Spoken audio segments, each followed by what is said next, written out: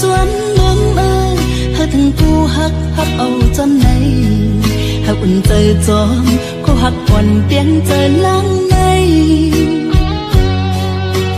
bữa đi kinh quaวันthằng mơ say song ta dần dần bên Việt Nam ta bây giờ thì lỡ úp cọp đang này phạt trái mà tôi thì mừng cây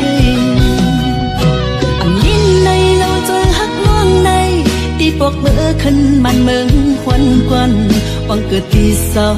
cô hắc màu trái bị ăn mong bơ thà lan sang mà này ăn thuốc na trái viên ăn đi chơi sớ dâu ở thì xiên oan say quắm hắc học ẩm bắn mắn hồng hai lại loang ăn này chơi tăng hư lan sắm bố hay tròn tăng hài loang hắc hao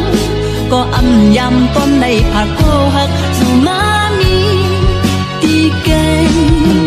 đi ao trang niệm sao tròn xuống hôm tròn hù hơn kép oan chi qua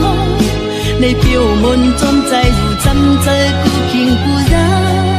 hắc can kinh sang côวันtiếng chơi hậu dù mưa dù in trongใจmàu lắm thân qua lấp đi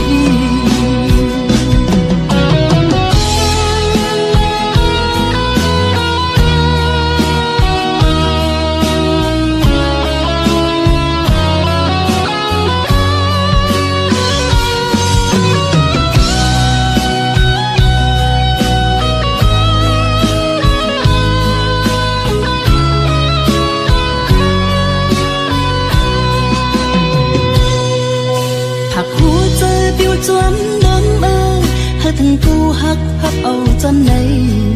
hơiอุ่นใจจอมcô hắc còn tiếng trời lắng này bữa đi kinh quaวันthằng mơ say song ta dần dần bên Việt Nam ta bây giờ thì lỡ úp cọp đang này phạt trái mà tôi thì mừng cây nhìn này lâu rồi hắc luang này đi bọc bữa khăn màn mừng khoan quan quăng cửa thì sau cô hắc màu trái bị ăn mong bơ thà lan sang mà này ăn thuốc na trái viên ăn đi chơi sớ dâu ở thì xiên oan say quắm hắc học ẩm bắn mắn hồng hai lại loang ăn này chơi tăng hư lan sắm bố hay tròn tăng hài loang hắc hao có âm yam con này phạt cô hắc dù má mi đi cây đi ao trang niệm sao tròn xuống hôm tròn hù hơn kép oan chi qua này phiêu môn trongใจdù chăm chơi cu kinh cu ra hắc can kinh sang côวันtiếng chơi hậu dù mưa dù in trongใจmàu lắm thân qua lấp đi